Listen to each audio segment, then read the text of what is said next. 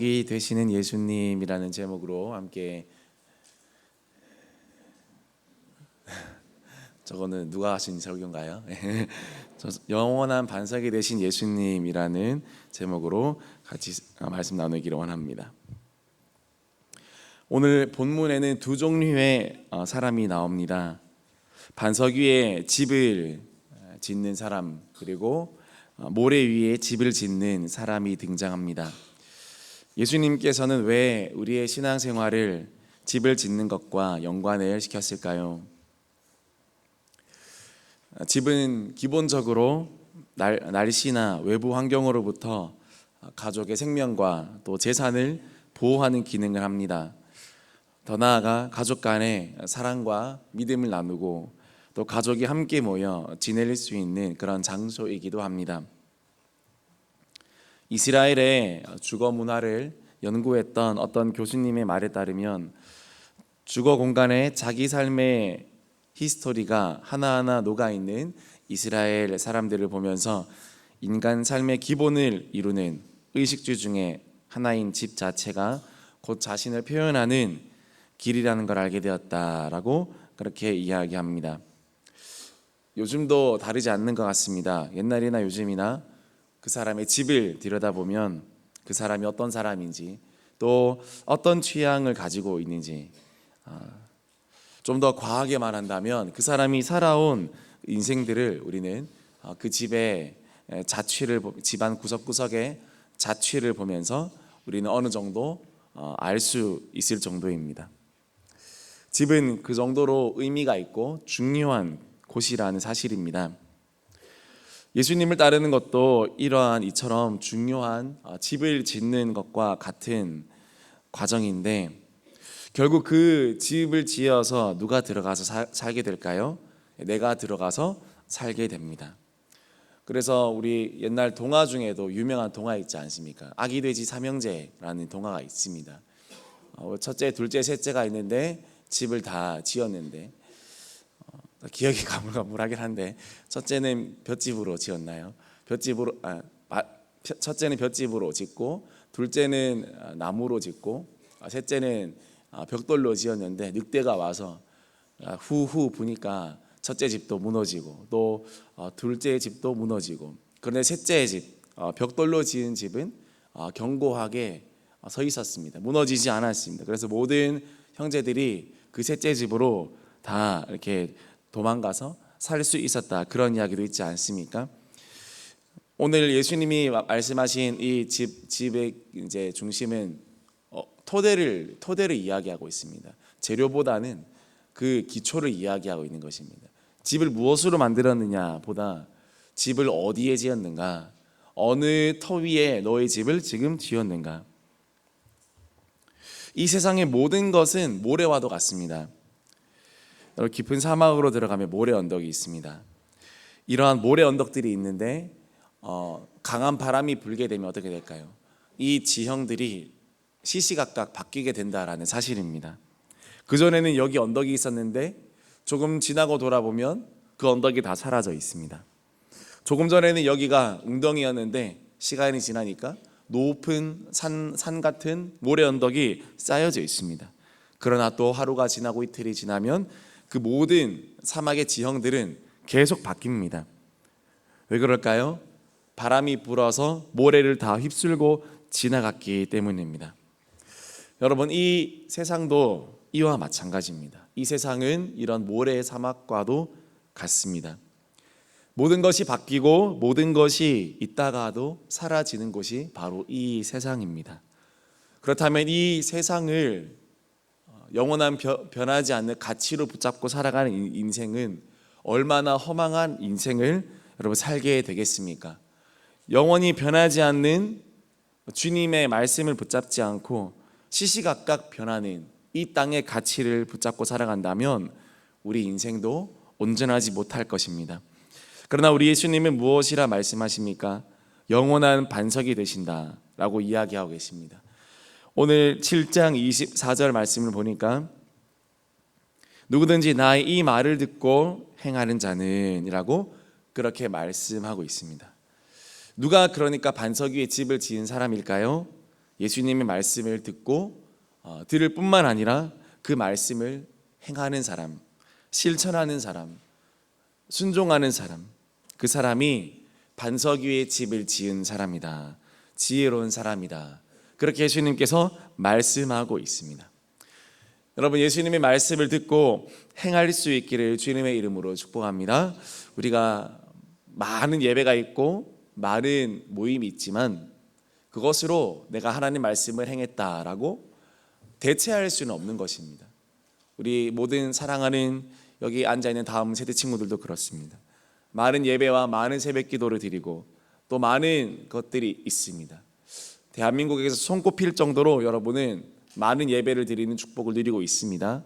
그러나 여러분, 그것을 넘어서서 한 번의 예배를 드린다 할지라도 내 삶 가운데, 내 삶 속에서 정말 주님께 100% 순종할 수 있는 삶이 된다면 그 삶은 정말 큰 축복의 삶이 될 것입니다. 여러분이 횟수를 넘어서 주님 앞에 여러분이 온전한 순종을 올려드리는 우리 모든 다음 세대뿐만 아니라 모든 성도님들 될 수 있기를 주님의 이름으로 축복합니다. 예수님께서 기도하라 하셨으면 우리는 어떻게 하면 될까요? 우리는 기도를 실천하면 됩니다. 근데 이게 안 되는 사람들도 있죠. 성도님도 계시고 우리 친구들도 있습니다. 기도하라 하는데 이야기합니다. 기도가 잘 안 돼요. 이유가 뭔데? 이유도 잘 모른대요. 참 기도하는 게 참 어떻게 보면 쉬운 일인데 어떻게 보면 참 어려운 일인 것 같기도 합니다. 기도하지 못하는 사람, 또 기도하지 못하는 친구는 정말 계속 기도할 수 없는 것을 보게 됩니다. 어떤 큰 어려움이나 큰 문제가 없음에도 불구하고 그냥 기도하지 않습니다. 그러나 어떤 친구나 어떤 사람 보면 너무나 쉽게 기도합니다. 정말 시원한 기도가 되고 또 하나님 앞에 간절하게 부르짖는 기도도 너무나 쉽게 되는 것을 보게 됩니다. 참 영적인 일이라서 그런 것입니다. 영적인 일이라서 모든 것들이 뚫어질 수 있기를 주님의 이름으로 축복합니다. 정말 기도가 뚫어지는 은혜가 있기를 주님의 이름으로 축복합니다. 하나님, 예수님이 기도하라 하셨으면 우리는 네 하나님 알겠습니다. 그리고 입을 열어서 주님 앞에 기도하면 됩니다. 예수님께서 거룩하라고 하셨으면 우리는 여러분 거룩을 사모하고 우리는 실천하면 되는 것입니다. 예수님께서 순종하라고 하셨으면 우리의 말을 다 내려놓고 우리는 실제로 순종하면 될 줄 믿습니다. 순종하면 신앙생활이 매우 쉬워집니다. 그러나 생각하기 시작하면 또 내 생각을 고민하기 시작하면 신앙생활은 미궁으로 빠집니다. 여러분 어떤 타입인가요? 먼저 순종하고 보는 타입인가요? 아니면 생각하고 계산해서 여전히 순종하지 못하고 있는 상태에 있는가요? 신앙생활은 어떻게 하느냐에 따라서 매우 쉬운 생활이 될 수도 있고 어떻게 하느냐에 따라서 날마다 머리를 감싸질 정도로 고민스러운 생활이 될 수도 있습니다. 그런데 그 기준은 어디에 있습니까?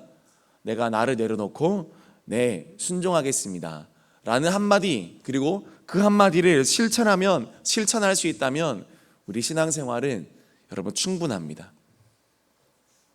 바로 그것이 뭡니까? 반석 위에 지은 집 같다고 오늘 예수님께서 말씀하신 것입니다. 예수님께서는 오늘 이 본문의 말씀 마태복음 7장 말씀에 24절부터 27절까지 이 모래 위에 지은 집, 반석 위에 지은 집, 이 비유를 말씀하시기 바로 전에 또 하나의 이야기를 하신 것을 우리는 알 수 있습니다. 어떤 이야기를 하셨나요? 마태복음 7장 21절에서 23절 말씀 우리 이것도 같이 읽어보겠습니다. 시작. 나더러 주여 주여 하는 자마다 다 천국에 들어갈 것이 아니요 다만 하늘에 계신 내 아버지의 뜻대로 행하는 자라야 들어가리라. 그날에 많은 사람이 나더러 이르되 주여 주여 우리가 주의 이름으로 선지자 노릇하며 주의 이름으로 귀신을 쫓아내며 주의 이름으로 많은 권능을 행하지 아니하였나이까 하리니 그때 내가 그들에게 밝히 말하되 내가 너희를 도무지 알지 못하니 불법을 행한 자들아 내게서 떠나가라 하리라. 아멘. 21절을 다시 보면 나더러 주여 주여 하는 자마다 다 천국에 들어갈 것이 아니요 다만 하늘에 계신 내 아버지의 뜻대로 행하는 자라야 들어가리라 라고 이렇게 이야기하고 있습니다. 하늘에 계신 내 아버지의 뜻대로 행하는 자라야 들어가리라. 이게 이 본문의 그 포인트고요. 그 다음 본문이 오늘 저와 읽었던 이 설교 본문인데 이것의 포인트도 뭡니까? 내 말을 듣고 행하는 자는 반석 위에 집을 지은 사람이다. 그러니까 이 오늘 설교 본문과 그 전의 본문 내용은 조금 다르지만 핵심은 같다라는 것입니다. 정말 내 말을 듣고 있느냐? 주여 주여 많은 기적과 능력을 행했지만 내 아버지의 뜻대로 행하고 있느냐? 내 아버지의 말씀대로 순종하고 있느냐? 주님의 이름으로 많은 권능과 능력을 행하고 또 귀신을 쫓아내고 선지자처럼 살았지만 예수님께서는 어떻게 했나요? 그들을 모른다고 하셨습니다. 오늘 우리가 읽은 반석과 모래 위에 이 본문에 비추어 보면 그 이유는 무엇입니까? 예수님은 우리가 어떤 대단한 기적과 또 권세를 일으키는 것보다 매일의 삶 속에서 주님 앞에 작은 순종과 또 작은 믿음의 실천을 더 귀하게 보실 수도 있다라는 사실입니다. 사무엘도 이와 비슷한 말을 사울에게 했지 않습니까? 우리 사무엘상 15장 22절 말씀 우리 같이 읽겠습니다. 시작. 사무엘이 이르되 여호와께서 번제와 다른 제사를 그의 목소리를 청종하는 것을 좋아하심같이 좋아하시겠나이까. 순종이 제사보다 낫고 듣는 것이 순양의 기름보다 나으니. 순종하는 것 그리고 그분의 발치에 앉아서 가만히 그분을 듣는 것, 마치 오늘 지금 이렇게 새벽 예배 나오신 것처럼 매일매일 여러분 새벽에 나와서 주님 말씀 앞에 듣는 것이 여러분의 인생 가운데 어떠한 큰 사람들이 주목할 만한 그런 기적과 또는 사람들이 칭찬해 줄 만한 그런 성과들을 이루는 것보다 오히려 이렇게 새벽마다 매일매일 주님 앞에 성실하게 단순하게 내 삶을 내 시간을 주님께 성실하게 드리며 주님의 발치 앞에 앉아 살아가는 삶이 하나님 앞에서 하나님 보시기에 더 귀하고 또 더 중요하고 더 무게 있다라는 것, 여러분 우리는 그것을 알아야 한다는 것입니다. 매일 주님 말씀을 듣고 주님 말씀을 행하기 위해 실천하는 것, 그것이 그 작은 순종과 작은 믿음을 주님께 보여드리는 것, 그것이 그 어떠한 화려한 제사와 황소의 기름진 기름보다 더 낫다라는 사실입니다. 여러분 사울이 왜 이런 말을 사무엘에게 들었을까요? 사울은 성공주의였습니다. 성공을 지향했습니다. 그래서 일단 이 전쟁에서 이기고 봐야 됐습니다. 오늘날로 말하면 일단은 내가 대학교에 입학하고 봐야 되는 거예요. 일단은 내가 취업을 하고 보는 겁니다. 그 다음에 또는 내가 일단은 결혼은 하고 봐야 되는 것이죠. 그 외에도 내 삶에 어떠한 문제는 일단 이거는 해결하고 가야 된다. 이게 바로 사울의 생각이었습니다. 그래서 긴박한 전쟁 가운데 자신에게 제사를 집도할 권한이 없었지만 일단 전쟁은 이기고 봐야 하기 때문에 사무엘이 오기 전에도 사울 자신이 이 제사를 집도하면서 함으로 하나님의 율례를 어긴 것을 보게 되고 그로 인해 버림받게 되는 것을 보게 됩니다. 여기서 우리에게 주는 교훈이 무엇일까요? 여러분 우리 인생 가운데 일어나는 전쟁에서 진다고 우리가 정말 지는 걸까요? 그렇지 않다는 것을 말하고 있습니다. 우리 인생에서 정말 실패하고 진다는 것은 아무리 급박하고 어려운 상황 가운데 내가 내몰린다 할지라도 이것을 내 힘으로 하나님의 말씀을 어김으로까지 그 상황을 타개하고 돌파하고 헤쳐나가는 것보다 비록 그 전쟁에서 내가 질지 몰라도 끝까지 하나님의 말씀에 순종하고 그 순결을 잃지 않는 그 삶이야말로 하나님께서 승리케 하시는 삶이라는 것을 우리는 알아야 된다라는 사실입니다. 그러나 너무나 우리는 생각합니다. 주님, 이 상황이 너무 긴박합니다. 지금 이걸 해결하지 않으면 제 인생 죽습니다. 우리는 이렇게 이야기하고 하나님의 말씀을 어길 때가 참 많이 있습니다. 그러나 여러분 사무엘은 무엇이라 이야기했습니까? 사울 왕이여, 지금 당신이 당신 앞에 있는 전쟁을 당신의 방법으로 이겼다고 쳐도 당신의 방법으로 이긴 전쟁은 하나님께서는 카운트하지 않으십니다. 그것을 당신의 승리로 인정하지 않는다라는 사실입니다. 오직 하나님의 말씀에 순종하는 삶, 오직 주님 말씀에 청종하는 삶만 당신이 승리했다라고 하나님께서 계산하시고 인정하시고 손가락으로 카운트 하시는 것입니다. 저와 여러분의 일상 삶 가운데 하나님보다 급할 일 없지 않습니까? 주님이 해결해 주시지 않으면 해결하지 않으면 됩니다. 그것을 내 힘으로, 내 지혜로, 인간의 수로 그리고 악수로 그것을 해결하고 하다 보면 우리는 어느샌가 하나님과 멀어져 있고 주님 말씀에 멀어져 있는 우리 자신을 발견하게 될지도 모릅니다. 저와 여러분의 목표가 승리와 성공이 아니라 주님 앞에 온전한 순종이 될 수 있기를 주님의 이름으로 축복합니다. 끊임없이 여러분의 발밑을 한번 확인해 보십시오. 내가 지금 서 있는 곳이 반석인가 아니면 모래 위인가? 내가 아무리 좋은 옷을 입고 좋은 것들을 두 손에 가득 들고 있다 할지라도 깊은 모래 위에 지금 서 있다면 언제 넘어지고 쓰러질지 모릅니다. 비바람이 불면 그것은 더합니다. 결국 우리의 삶은 어떻게 결정되나요? 우리의 보이는 삶은 어떻게 결정됩니까? 우리의 보이지 않는 삶을 통해서 하나님 앞에 온전한 순종을 통해서 우리는 우리 삶의 결과를 우리는 책임질 수 있습니다.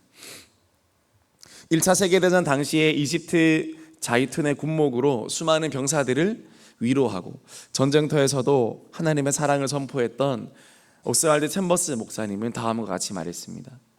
나와 하나님과의 관계는 사람들이 볼 수 없는 부분이다. 그러나 온 마음과 힘을 다해 그리스도 안에서 하나님과 인격적인 관계를 지켜나가면 사람들에게 보이는 공적인 삶의 부분은 신경 쓰지 않아도 될 것이다. 여러분, 사울 왕이 왜 그렇게 힘들어했을까요? 자기가 왕으로서 보여줘야 될 역량이 있기 때문에 그렇습니다. 반드시 백성들에게 보여줘야 될 왕으로서의 가치가 있지 않습니까? 내가 왕이기 때문에 이겨야 돼. 이 정도 리더십은 서야 돼. 그래서 하나님보다 앞서가는 것입니다. 공적인 삶을 너무나 치중한 것입니다. 그러나 보이지 않는 삶의 영역에서 정말 하나님 앞에 청종하고 하나님께 무릎 꿇고 하나님 앞에 순종했던 삶이 과연 사울에게 있었을까요? 그의 행적을 보면 그렇지 않은 것 같습니다. 예수님도 오늘 저와 여러분에게 말씀하십니다. 다시 한번 너의 발밑을 점검하라. 정말 반석 위에 서 있는가? 모래 위에 서 있는가?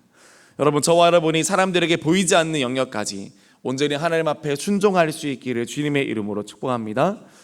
하나님도 보시지만 사람들도 보고 있지 않습니까? 그러나 우리 아무도 보지 않는 상황에서도 우리는 하나님 앞에 순종한다면 정말 진짜가 되지 않겠습니까? 하나님 앞에 주님, 내가 정말 반석 위에 서 있습니까? 내가 모래 위에 서 있습니까?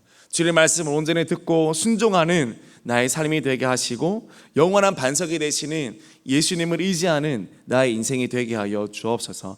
날마다 바뀌고 시시각각 바뀌는 이 세상을 의지하는 인생이 아니라 영원히 변하지 않는 주님 말씀을 의지해서 살아갈 수 있는 아버지 우리가 되게 하여 주시옵소서. 그렇게 흔들리지 않는 주님 앞에 삶이 되시기를, 흔들리지 않는 주님 앞에서 인생이 될 수 있기를 주님의 이름으로 축복합니다. 말씀 마무리하겠습니다. 예수님만이 우리의 영원한 반석이 되시는 줄 믿습니다. 예수님이 아닌 다른 것 위에 마치 모래성 같은 그 세상 앞에 그것을 동경하지 말고, 그것을 쫓아가지 말고, 그것 위에 집을 짓지 말고, 그 세상의 기준 앞에 우리가 우리 인생을 맡기지 말고 변하지 않는 예수님, 그분의 말씀 앞에 우리 인생을 드리며 주님께 순종한다면 그 삶이 가장 복된 삶인 줄 믿습니다. 하나님, 그런 삶을 살 수 있는 오늘이 되게 하여 주시옵소서. 그런 4월이 되게 하여 주시옵소서. 우리 기도하는 이 새벽이 되기를 주님의 이름으로 축복합니다. 박수근 우리